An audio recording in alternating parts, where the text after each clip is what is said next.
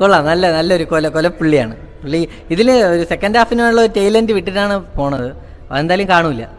പുള്ളി ഒരു പ്രതീക്ഷയില്ലാതെ വന്നുകൊണ്ടൊരു പുള്ളിയാണ്, പക്ഷേ കൊള്ളാം കേട്ടോ. നമ്മളെ മലയാളം ഇപ്പോൾ വന്ന സിനിമ വെച്ച് നോക്കുമ്പം ഇതും ബെറ്ററാണ്. നല്ലൊരു സെക്കൻഡ് ഹാഫൊക്കെ ഭയങ്കര ത്രില്ലടിപ്പിച്ചിരുന്നു. ഫസ്റ്റ് ഹാഫിനെ വെച്ച് നോക്കുമ്പോൾ സെക്കൻഡ് ഹാഫ് അങ്ങനെ തൂക്കിയടി. അതുകൊണ്ട് ഫസ്റ്റ് ഹാഫ് കണ്ടിട്ട് ആരും, ഫസ്റ്റ് ഹാഫിൽ ഇച്ചിരി ലേഗ് ഉണ്ടെങ്കിൽ പോലും സെക്കൻഡ് ഹാഫ് മിസ് ചെയ്യില്ല. സെക്കൻഡ് ഹാഫിൽ അവസാനത്തെ ഒരു അരമണിക്കൂർ സിനിമ അടിപൊളിയായിരുന്നു. നമ്മൾ എന്താണ്, നമുക്ക് സിനിമ എന്തിലോട്ടാണ് നമ്മളെ കൊണ്ടുപോകണമെന്ന് മനസ്സിലാവണമെങ്കിൽ അവസാനത്തെ സെക്കൻഡ് ഹാഫ് കാണണം. അത് ഭയങ്കര രസമുണ്ടായിരുന്നു. അത് നന്നായിട്ട് എടുത്തിട്ടുണ്ട്. സ്വാതന്ത്ര്യ അർദ്ധരാത്രിയിൽ കാണുന്നത് അത് കുറച്ചുകൂടി ആക്ഷൻ പാക്കാണ്.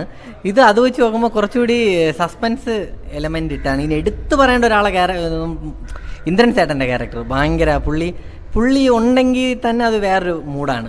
പുള്ളി എന്താണ് ഉദ്ദേശിക്കണമെങ്കിൽ പുള്ളിയെ വിളിച്ച് ചോദിക്കുക. സിനിമ ഒരു എൻ്റർടൈൻമെൻറ്റ് പർപ്പസ്, ഒരു ത്രില്ലർ സിനിമ, അത്രേ ഉള്ളൂ. പുള്ളി ഒരു സിനിമയാണ്, പുള്ളി ഒരു